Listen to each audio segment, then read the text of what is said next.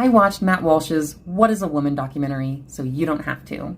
The documentary tries to masquerade as an honest piece of investigative journalism, but in reality, it's nothing more than far-right propaganda full of lies and misinformation designed to promote right-wing narratives that biology and gender are synonymous, that trans people are delusional, and that transitioning is dangerous for individuals and society. These narratives aren't just harmful, they're false. Gender refers to cultural roles and expectations assigned to men and women by their society, which is related to, but not the same thing as the set of biological characteristics that are bimodally distributed in males and females. Further disproving these narratives, every reputable medical association affirms that transness is not a delusion, and study after study shows that transition and social acceptance have profoundly positive effects on the mental health and overall well-being of trans people. Let's get into the documentary. The first half follows Walsh as he interviews gender-affirming doctors and academics, asking them leading questions that allow him to conflate biology with gender. These interviews are heavily clipped so that the interviewee's points appear incomplete and muddled, all the while Walsh is shown pretending to be confused by what they're saying. These clips are interspersed with Walsh questioning curated individuals off the street, people who lack rhetoric and media training, unlike Walsh, who's a trained propaganda machine. You'll notice that prominent figures on the right tend to show their arguments with random people off the street, because it's a lot easier to sound smarter than someone if they're uneducated and lack rhetoric and media training. The documentary takes a turn for the worse when he starts interviewing right-wing people who repeatedly make provably false statements that feed into his harmful and fake narratives about gender and trans people. The documentary's claims are only ever evidenced with anecdotes. Walsh never presents scientific studies because peer-reviewed scientific literature overwhelmingly affirms the profoundly positive effect of medical and social transition. Walsh isn't interested in science or truth. He's interested in selling a harmful narrative that falsely paints trans people as delusional and dangerous. Since you're interested, I'll go ahead and do a series on explicit lies told in Matt Walsh's What is a Woman documentary, and here's part 1. The documentary lies when it claims that a Canadian father was arrested for misgendering his child. Here's what the documentary says verbatim. In 2018, a father in Canada was informed that a hospital would begin administering hormone-altering medications to his child, and when the father spoke out, he was arrested and fined $30,000 for misgendering his 13-year-old son. But the father wasn't arrested for misgendering his child. He was arrested for violating court orders demanding he not make public any information that would identify his child or the medical professionals involved. He violated those court orders when he appeared on a YouTube interview, identified the medical professionals involved, revealed the health history of his child, and provided publicly identifiable information about himself, his ex-wife, and his child. The moral of this is, the right isn't afraid to lie to construct their harmful narratives. Here is Explicit Lies told in Matt Walsh's What is a Woman documentary, Part 2. Walsh interviews licensed therapist Sarah Stockton, who lies 3 times about long-term hormone use. Here's what she says verbatim. We have no research on long-term hormone use.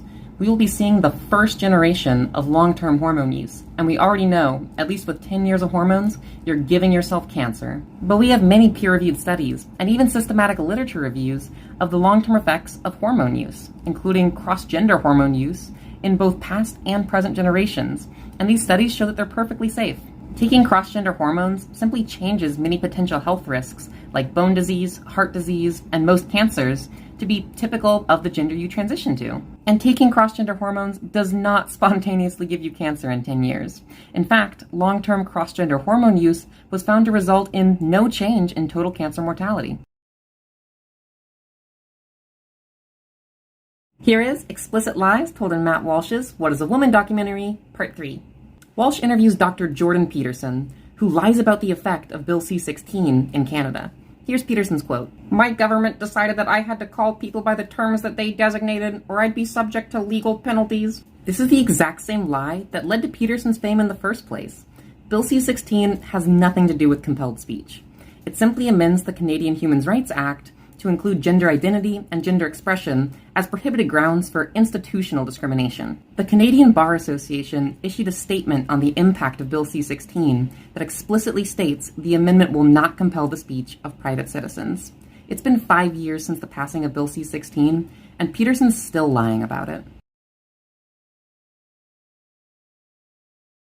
Here is Explicit Lies Told in Matt Walsh's What is a Woman documentary, Part 4. The documentary claims that American biologist Dr. Alfred Kinsey performed experiments on children and infants, but Kinsey never performed experiments on children. This claim originates from Judith Reisman, an anti-Kinsey author who repeatedly made this claim but never provided any evidence. Kinsey's research does include some rather disturbing data about children, but this data came from interviews he conducted with convicted criminals, not experiments. Kinsey and his research was thoroughly investigated by the FBI, who found that he never committed any crimes. Let's do Explicit Lies Told in Matt Walsh's What is a Woman documentary, Part 5. Walsh interviews Dr. Carl Trueman, who lies about the effectiveness of gender transition. Here's Trueman's quote. "The question being asked by the trans person is a legitimate one. How can I be happy? The answer being given, by having my body transformed to look like the other gender, by having myself pumped full of hormones, clearly isn't working. But scientific studies show that gender transition has a profoundly positive effect on the mental health and overall well-being of trans people. A systematic literature review of all 56 peer-reviewed studies conducted between 1991 and 2017 on the effectiveness of gender transition found that 52 out of 56 studies indicated that transitioning had a positive effect on the mental health and overall well-being of trans people. 4 out of 56 studies indicated a mixed or neutral effect, and 0 studies indicated a negative effect." Trueman is wrong about gender transition. It's time for Explicit Lies Told in Matt Walsh's What is a Woman documentary, Part 6. In Walsh's interview with Dr. Jordan Peterson, he lies about human understanding of biological sex. Here's Peterson's quote. "Biological sex. Binary. It's been binary for like 100 million years. But a binary implies that there exists only 2 options and never any exceptions. And we've known for a long time about exceptions that disprove the binary. Ancient Jewish societies, for example, recognized at least 4 different types of intersex people and categorized them as distinct from male and female. Today, biologists recognize that biological sex is not binary, but rather bimodally distributed along a continuum with an enormous potential for variance. Allow me to quote a peer-reviewed journal article from 2018 on the variability of biological sex in humans. The view that the world's population can be separated into a clearly defined dyadic unit of male and female is defunct." Peterson is weaponizing defunct science and mischaracterizing historical understanding to further Walsh's harmful narratives about trans people. Here is Lies Told in Matt Walsh's What is a Woman documentary, Part 7. Walsh interviews Scott Nugent, who lies about why the makers of the puberty-blocking medication Lupron were sued. Here's Nugent's quote. "Reversible? So they say. Well, the truth is that in 2003, Lupron was sued and deemed a criminal enterprise by the U.S. government." Nugent insinuates that Lupron was sued for having irreversible effects, but this isn't true. Lupron was sued for artificially inflating the medication's price, not anything related to safety. Nugent is lying to make puberty blockers sound dangerous, when in reality, they're perfectly safe, reversible, and have been studied in children for more than 3 decades.